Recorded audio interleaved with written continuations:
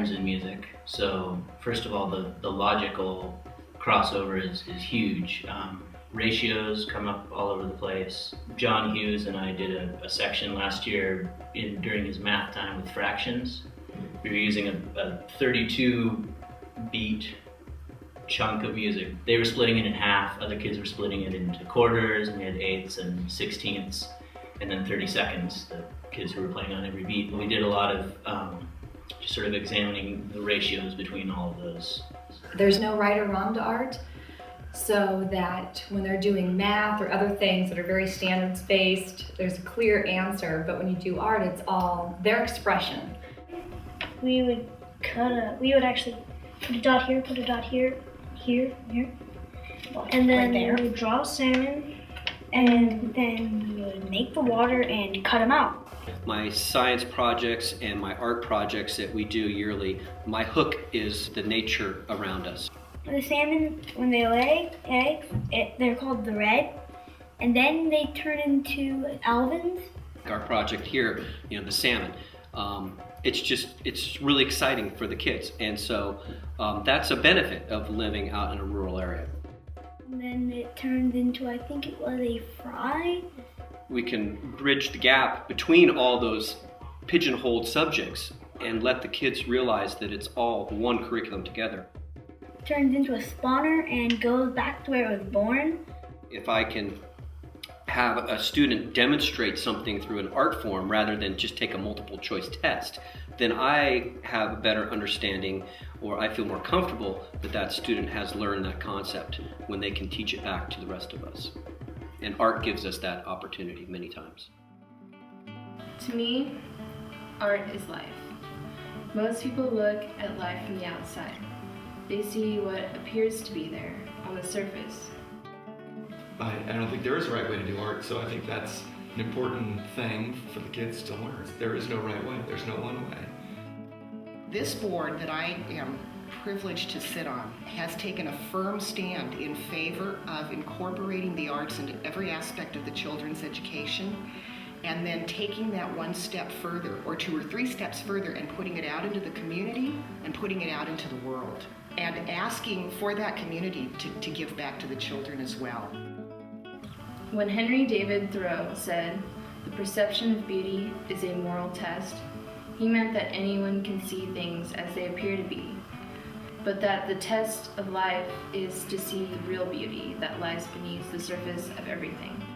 Art is really an everyday experience, and whatever your art form might be, I think it's important to teach children that. I think it gives people more of the feeling of living for today, living in the moment, and bringing greater richness to our lives if we have a more artistic approach to life. You wake up, then your dream will be gone.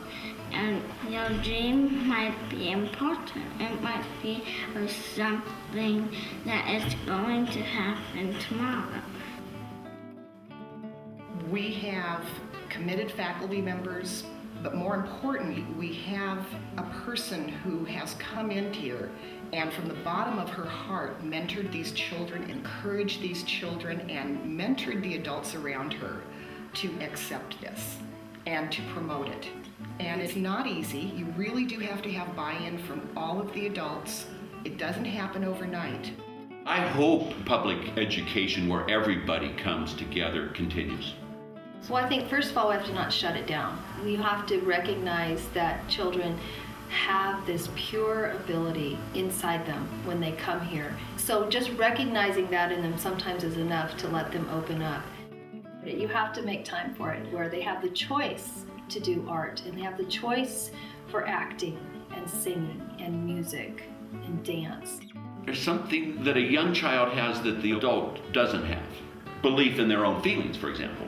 And the adults are very self-censoring. They want to show themselves in a different light. Kids, they just come out with it. The results are phenomenal and incredible, and I would encourage every board to search their hearts and see what is best for the children at their school.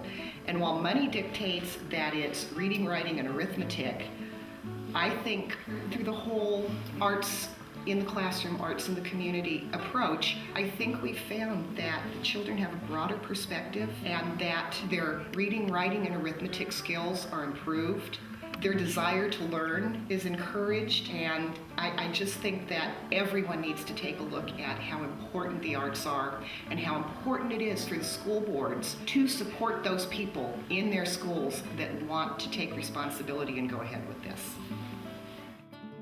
The artist helps others to look within themselves and beneath the surface of everything. I'd like more policymakers to understand that by pigeonholing all of our subjects, we're doing a disservice to our students, that we need to bring all of those different subjects together and create citizens and good people in the society instead of saying that you have to be good at one thing or another. I would encourage school board members to value art in education, find resources to promote it and to just to allow it to continue because it does have value in the overall education of children. It would be just awfully easy to let it slide. But you always come back to if there's a big budget crunch. The 5 women that sit on the board that I sit on have been convinced for as long as the program's been in effect that it needed to be funded, it needed to be permanent, and it needed to be something that we could count on being here year after year after year. This is what's best for the children. This will encourage the children to be lifelong learners. We firmly believe this. And it took a lot of years, but we persevered, and I'm glad we did. I think it's best for the kids. Everything can be viewed as art.